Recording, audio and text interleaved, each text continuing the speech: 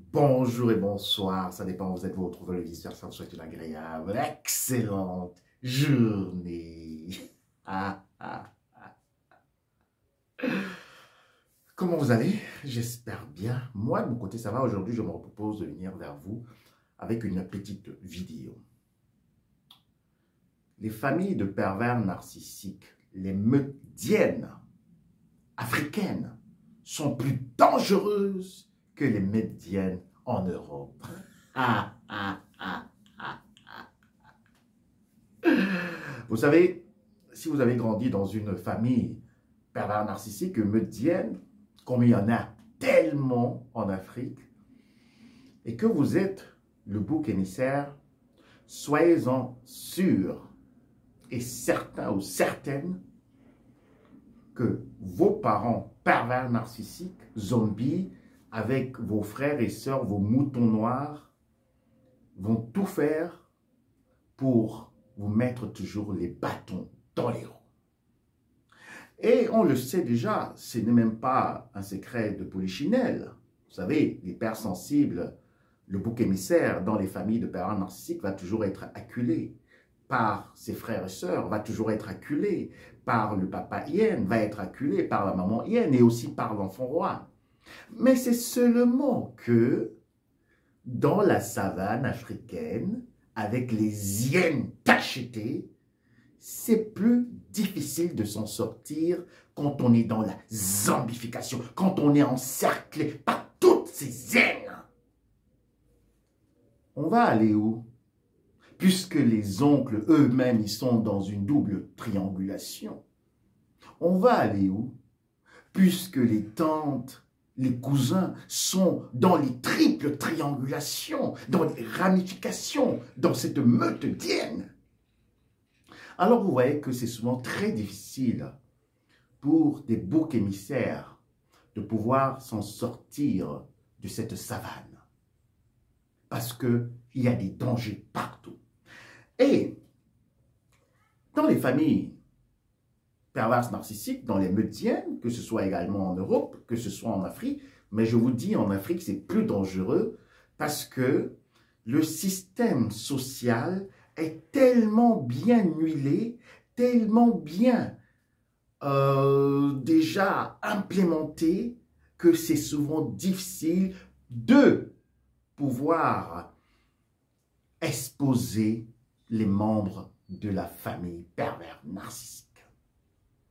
Et qu'est-ce qui va se passer pour le bouc émissaire? Le bouc émissaire, d'abord, n'aura pas la possibilité de faire ses propres choix, comme vous le savez, mais le bouc émissaire va aussi être choisi pour le sacrifice final.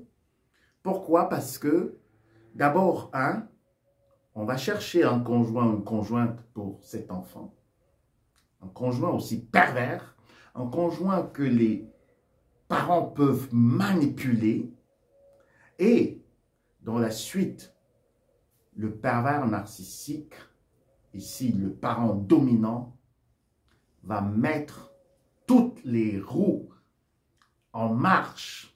Il va mettre toutes les possibilités qu'il a en marche pour pouvoir non seulement envoûter cet enfant par des pratiques occultes, mais également de lui envoyer des malédictions si cet enfant voudrait sortir de cette meute.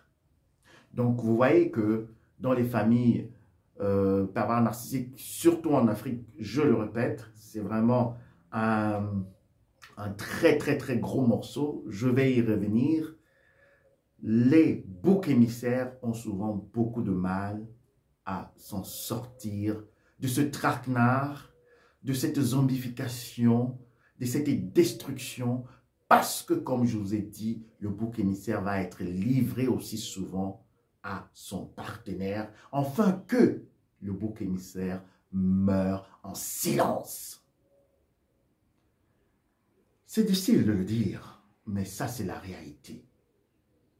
On va souhaiter la mort au bouc émissaire pour pouvoir fêter des grandes funérailles, pour venir faire semblant de pleurer, de verser des larmes de crocodile, mais en fait, les funérailles dans les meutes d'Hyène, c'est souvent des parodies et aussi des mises en scène qui ne peuvent qu'être comprises par des gens qui sont initiés.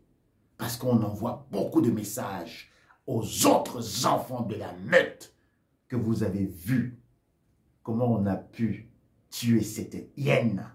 Parce que aussi le bouc émissaire, quand il grandit dans une meute d'hyène, c'est ce que j'appelle souvent les hyènes ébrétées. C'est aussi quelqu'un qui a aussi, on peut dire, ses faiblesses narcissiques. Et dans ces funérailles, c'est souvent pour montrer la suprématie de la maman hyène, du papa hyène, de l'enfant roi. Et aussi de montrer à tous les spectateurs, comme je dis, c'est une mise en scène, que la famille perverse narcissique est soudée. Les hyènes sont toujours en horde, en meute, et quand elles vous encerclent, si vous êtes un bouc émissaire, je vous dis, vous n'êtes pas seulement sous l'emprise émotionnelle, vous êtes également sous une emprise maléfique, parce que les parents vont tout faire pour aller vous zombifier dans des endroits où il n'y a que des forces, des ténèbres qui dominent.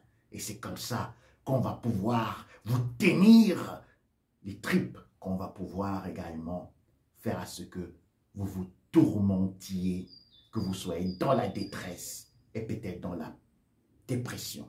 Et si vous n'allez pas dans la dépression, alors là, sachez que même votre partenaire avec qui vous êtes sera de connivence avec votre famille de pervers narcissiques pour vous rendre la vie difficile et pour vous bloquer de telle manière que vous n'allez jamais évoluer. Ou vous serez toujours la personne qui va donner toutes les énergies à cette famille pervers narcissique parce qu'ils vont se réjouir de vous voir souffrir, de vous voir dans la merde, de vous voir crever à petit feu.